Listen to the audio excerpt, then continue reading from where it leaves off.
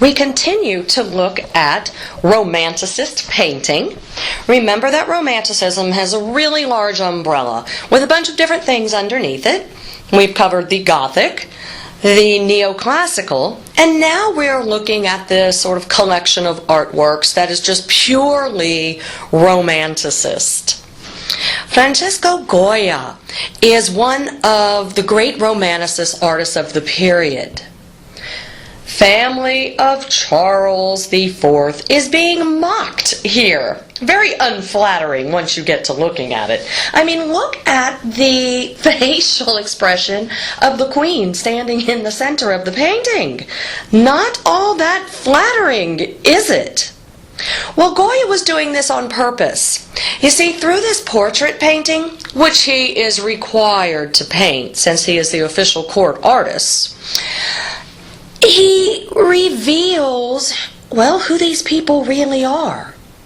You see, Goya is living in the royal household in Spain. He is the official Spanish court painter, so he knows everybody's business. And he knows that the Queen is having an affair with that Minister of Affairs.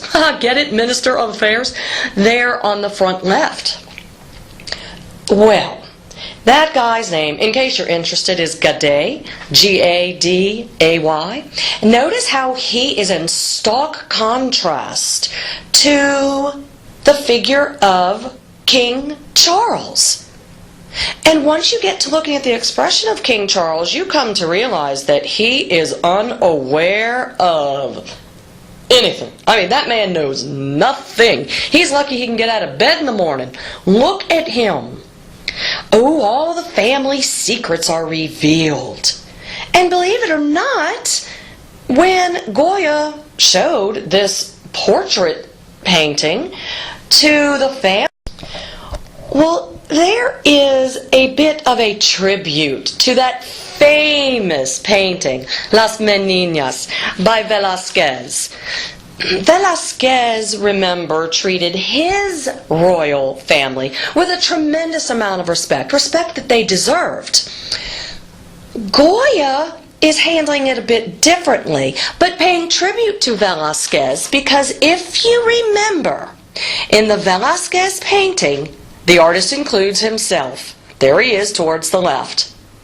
If you go back for just a moment to the Goya painting, the artist includes himself at the back left.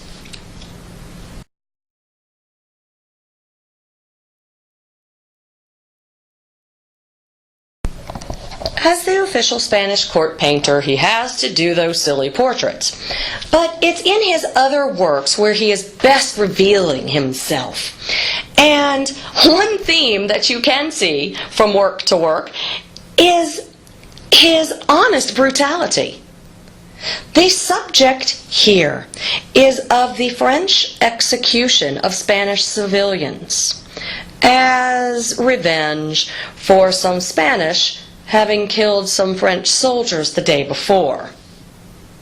You have the French soldiers lined up on the right-hand side, the Spanish civilians being shot one by one on the left-hand side. In the bottom left-hand corner, you can see some of the deceased, blood all over the ground, and you imagine that that line just goes on beyond the frame of the painting for miles.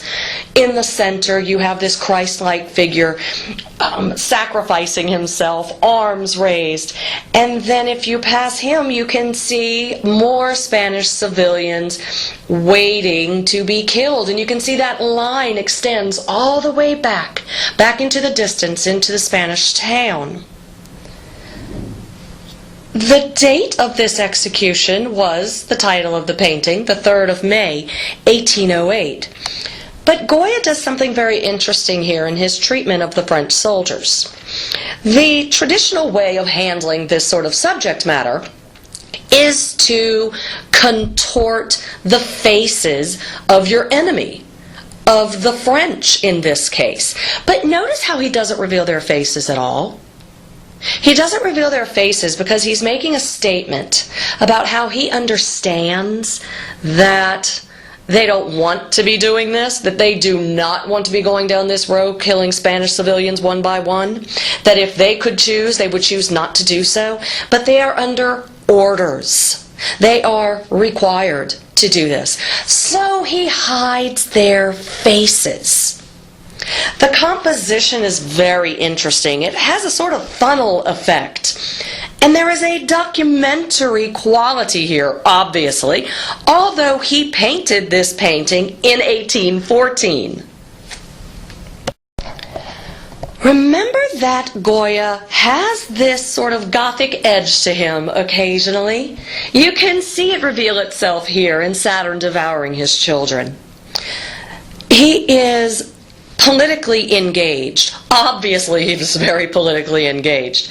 And here you have this figure of Saturn who's grabbed a small body. He's already bitten off the head, and now he's working on the arms, kind of like you would attack a chocolate bunny rabbit. It is gory.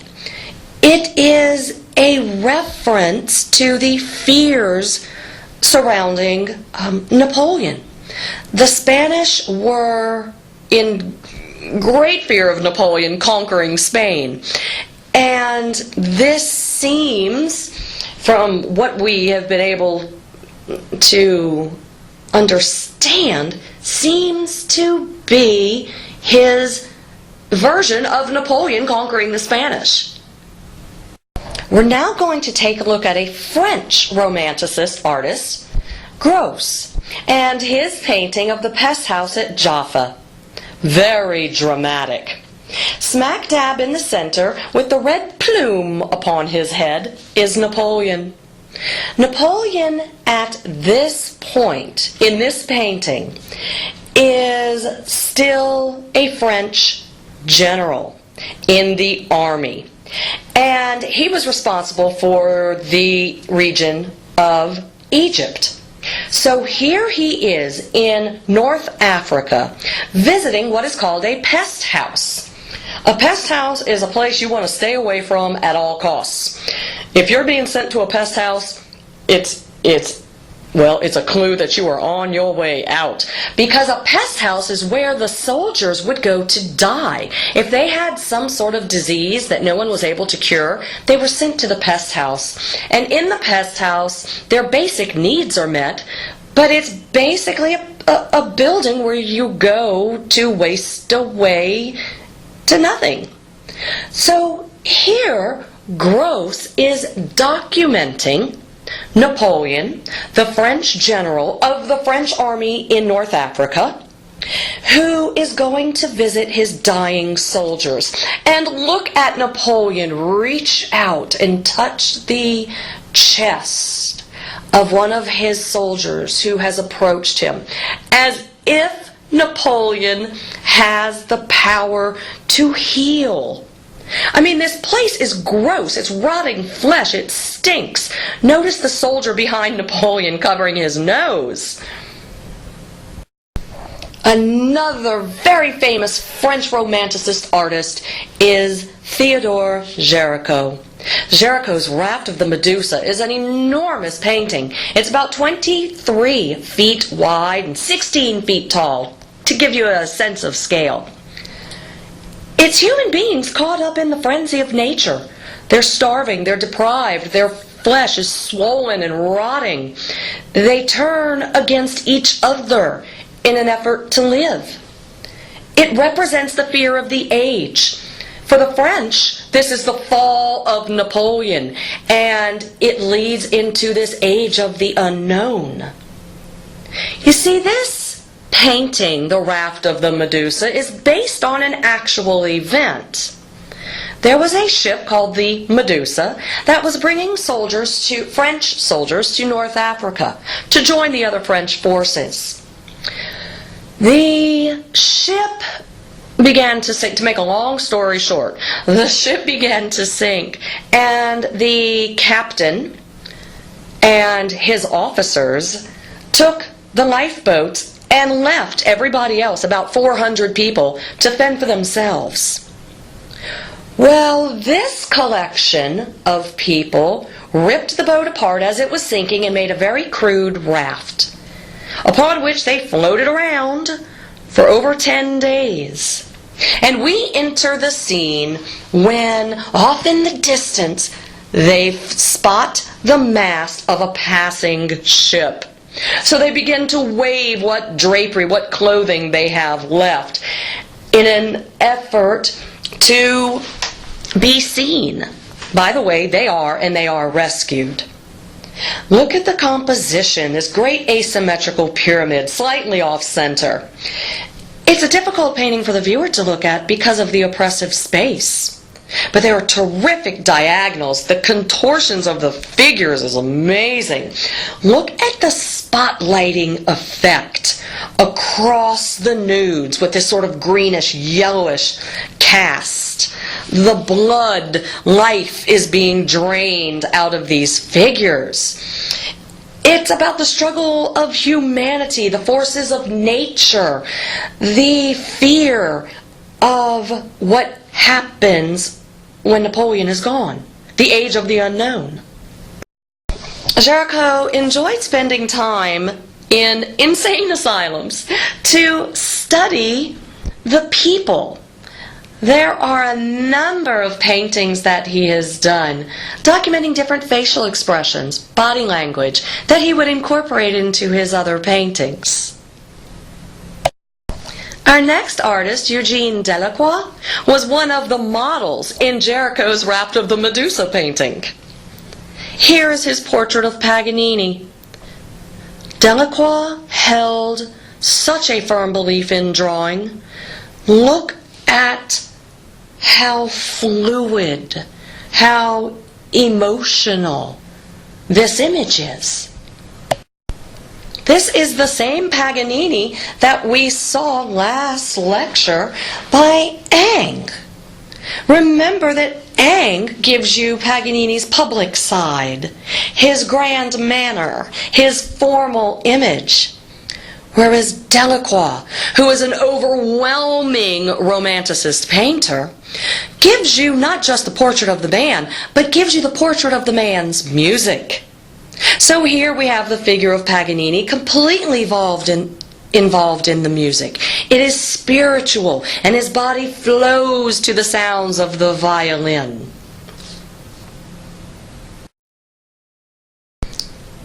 The Death of Sardanapalus is a pre-Christian legend.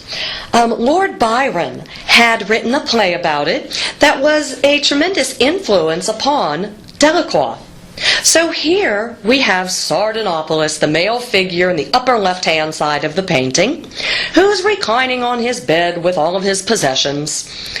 Sardanapalus was an Assyrian king, and he was an Assyrian king who was about to be captured by the Babylonians. So rather than be captured by the Babylonians, he, in a last moment of greed, collects all of his possessions, women included, and burns them.